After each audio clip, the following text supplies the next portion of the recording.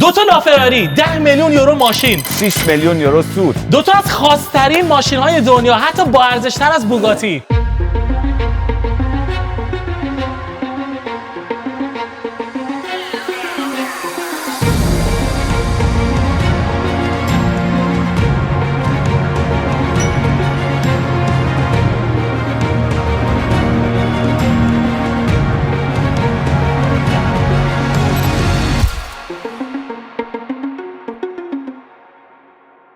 امید، من واقعا نمیدونم که الان ما توی نتفلیکس هستیم توی یوتیوب. ببین دو تا ماشین داریم تست میکنیم واسه یوتیوب فارسی زبان که ارزششون از 10 میلیون یورو بیشتره. امید، توضیحات اختصاصی رو میسپارم به تو. بیا اول از همه از این شروع کنیم. ببین. جلو رومونه. ببین فراری، ما تو فراری یه چیزی داریم به نام بیگ 5. بیگ 5 5 تا خاص‌ترین مدل‌های فراری: 288 جی تی او، F40، F50، انسو که به نام انسو فراری بوده. یس، مؤسس شرکت فراری، انزو فراری میشناسم. آره هم کلاسیم بود. و فراری لا فراری آخرین از این 5 تا و به نظر من جذاب ترین از همشون. یس، ببین تو سال 2014 تولید شد تا 2016. دقیقاً. خب بعد خیلی هم کم تولید کردن و اینا رو فقط به مشتری‌های ثابت فراری فروختن. تاپ ترین مشتری‌های دنیا. تا ببین سراسر دنیا چقدر فراری باز هست که از این فقط 499 تا ساختن و پخش کردن توی این مشتری‌ها و از این فقط 210 تا. حالا یه چیزی که جالبه، اینا تو 10 سال یه چیزی در حدود 6 میلیون یورو سود آوردن. این ماشین 1.5 میلیون یورو پولش بوده موقعی که نو بوده 2014. الان 4 میلیون ارزششه. اوکی، وایسا یعنی 2.5 میلیون یورو فقط این ماشین سود داشته واسه صاحبش. دقیقاً. و این ماشین نوش 2 میلیون یورو بود.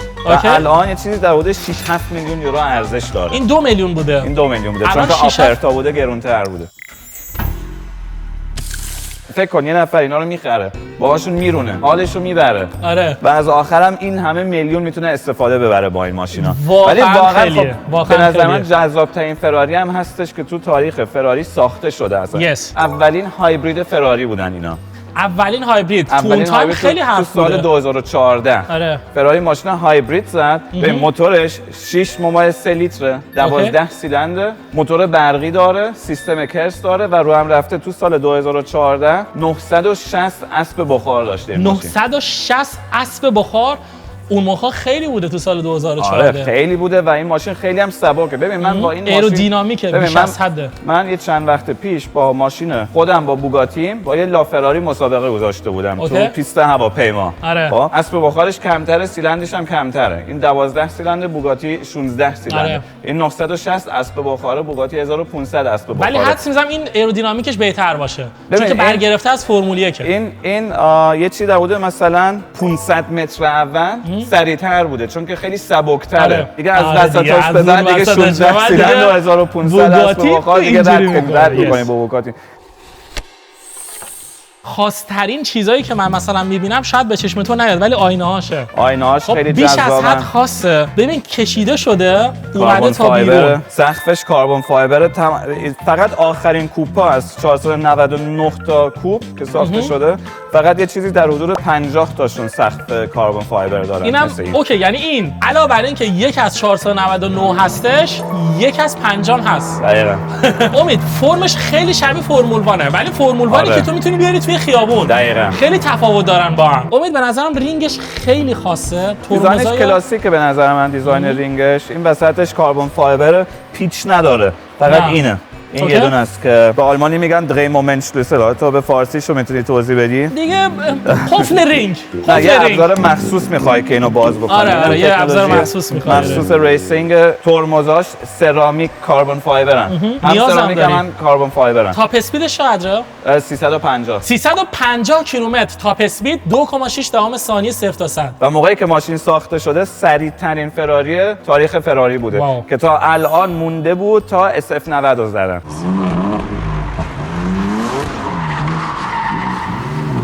به یه چیزی خب که جالبه سبک دراشه. می‌بینی؟ جزء کمترین فراری هست که دراش اینطوری باز میشه. رو به بالا و فراری معمولا خیلی کلاسیک میسازه ماشیناشو و معمولا دراش معمولی باز میشن. فراری زیاد شواف نیست. چند تا جای بهت نشون بدم که خندت میگیره.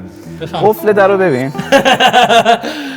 آره این واقعا خنده داره. قفل در رو ببین، نه که فقط قفل در، واسه کلیدش هم بردارم. ما داریم از یه ماشین 6.5 میلیون یورویی حرف میزنیم. بعد راهنماشو ببین، این راهنمای فیاته.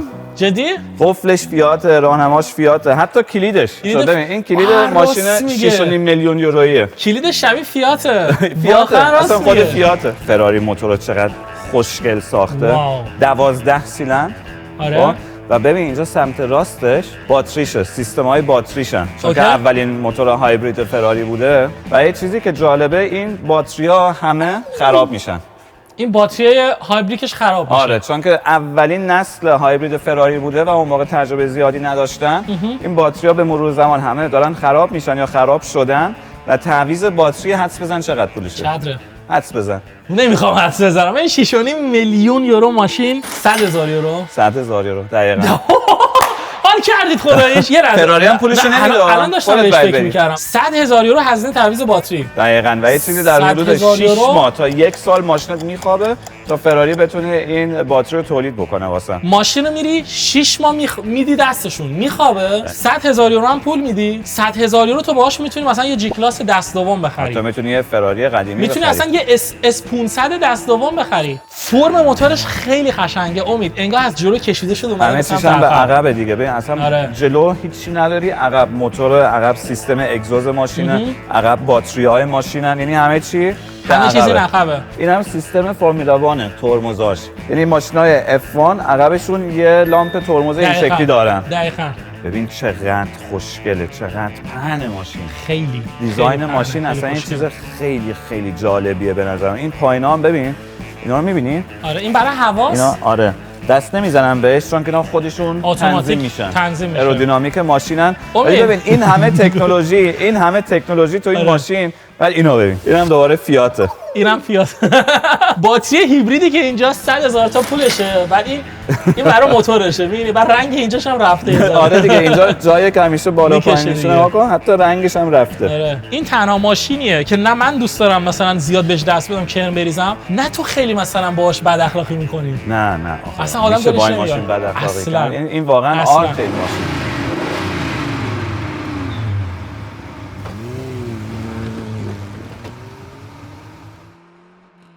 این ماشین هم جزء کالکشن بیگ 5 فراریه که بهت گفتم 288 جی تی او. آره. بقیه رو خودت بگو. F40 F50 فراری لا فراری آخر نمیدونم.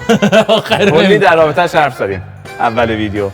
بچه‌ها شما میدونین مهران هم تو فراری اول ویدیو الان بنویسین تو کامنت. بود من وقتی که اینجا وایسادم بین این دو تا فراری انزو بابا هم کلاسیمه دیگه. بابا هم میگفتی دیگه. من مشتری دارم که این بیگ 5 فراری رو کلکشن میکنن، این جمعشون میکنن. هدفشون اینه مثلا بگم من بیگ 5 فراری رو میخوام که مثلا یه چیز در حدود 20 تا 25 میلیون ارزش این بیگ 5 فراریه. و حتی من مشتری دارم خودشون انقدر سرگرم میکنن که میگن نه که من فقط بیگ 5 رو میخوام، من همه رو مثلا به رنگ مشکی میخوام. یعنی از اون لولی که میخوام گذشته رسیده به لول رنگ.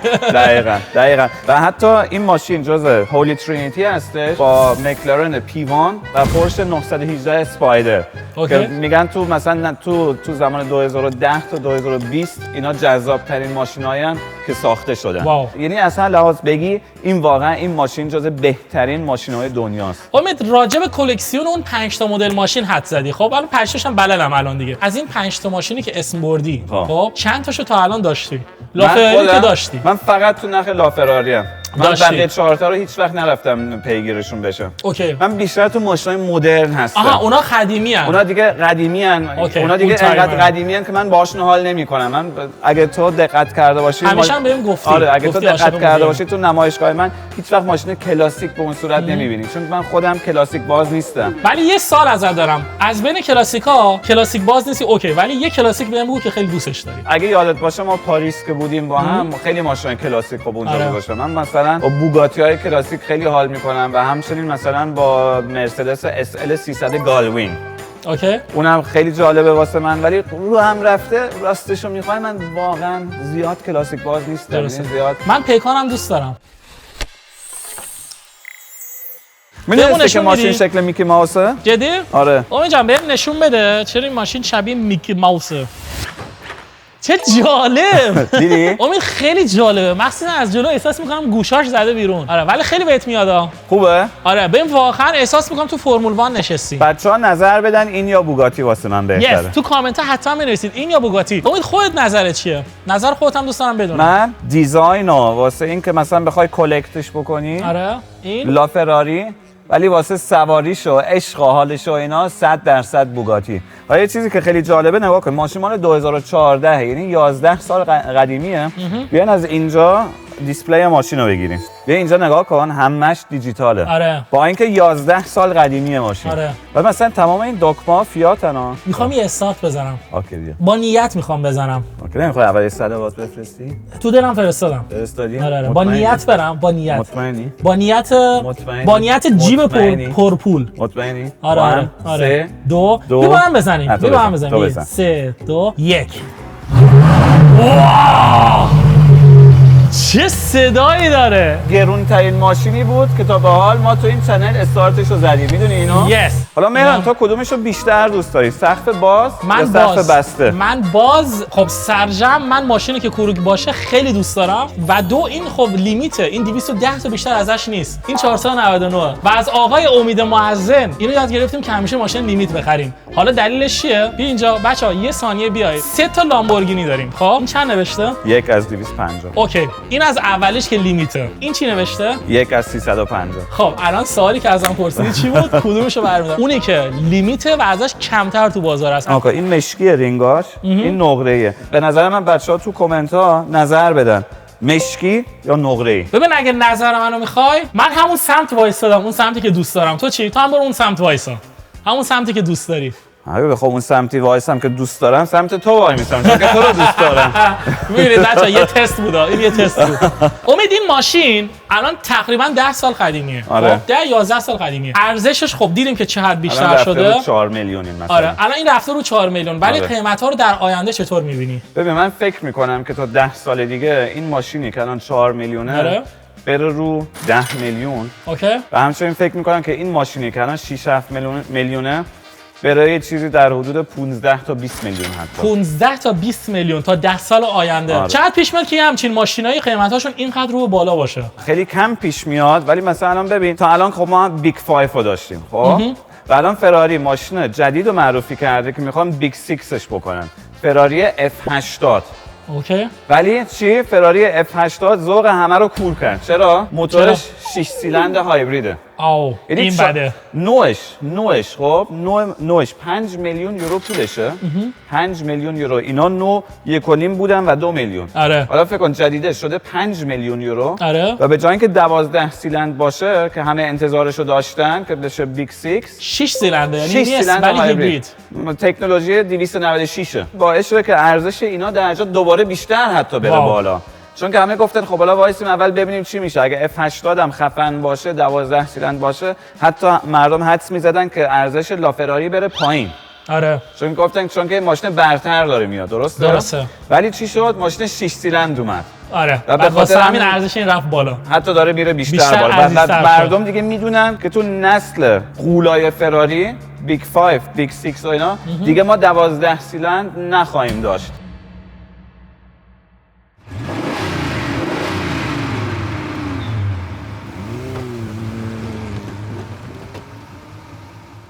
امید ازت میخوام تو این تجربه‌ای که تو این چند ساله توی حالای نمایشگاه و خرید فروش ماشین داشتی 5 مدل ماشین بهم بگو که در آینده حدس میزنی قیمتاش بره بالا یا اینکه همین الان مثلا قیمتاش رو به بالا هست.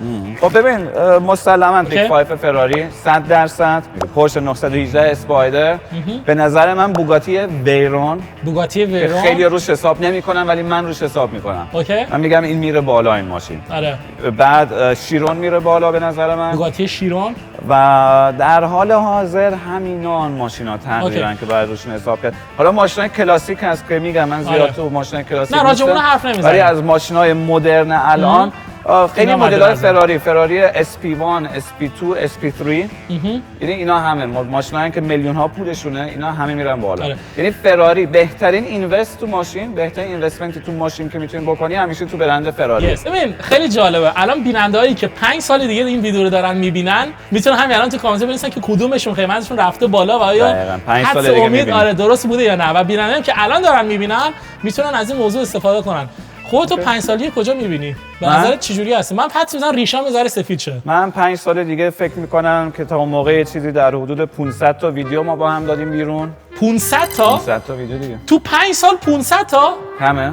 کمه. من میگم 1000 تا. 1000 تا؟ 1000 تا. باشه تا بزن 5 سال دیگه 1000 تا ویدیو دادیم بیرون. شرط این که چی بچه‌ها؟ بچه‌ها چنل ما رو سابسکرایب کنن. دقیقاً. یس. این دوتا ماشین مثلا اندازه این 20 تا ماشینی که اینجا دور تا دورش واو. ایستادن ارزش دارن. اوکی. بچه‌ها یه سوالی من دارم چون که داشتم تمام وقت این سه تا ماشین رو نگاه می‌کردم AMG GT بلک سیریز. بچه‌ها دوست دارن ما یکی از این سه تا بنزا رو تست بکنیم یا نه؟ من حدس میذارم 100% چون که ما ایرانی همه بنز سواریم، بنز بنز سوار. بازیم. بچه‌ها شما حتما کامنت بذارید تست مرسدس بنز جی تی بلک سریز و اگه اون کامنت 500 تا لایک بگیره ما اینو تست می‌کنیم. رو چشم. دیل. لیتس گو. امیدوارم که این ماشینایی که اینجا می‌بینم تا چند ماه دیگه بشن 3 برابر. انشالله. مرسی. مرسی که تا اینجا ویدیو همراه ما بودید و تا ویدیو دیگه بای بای.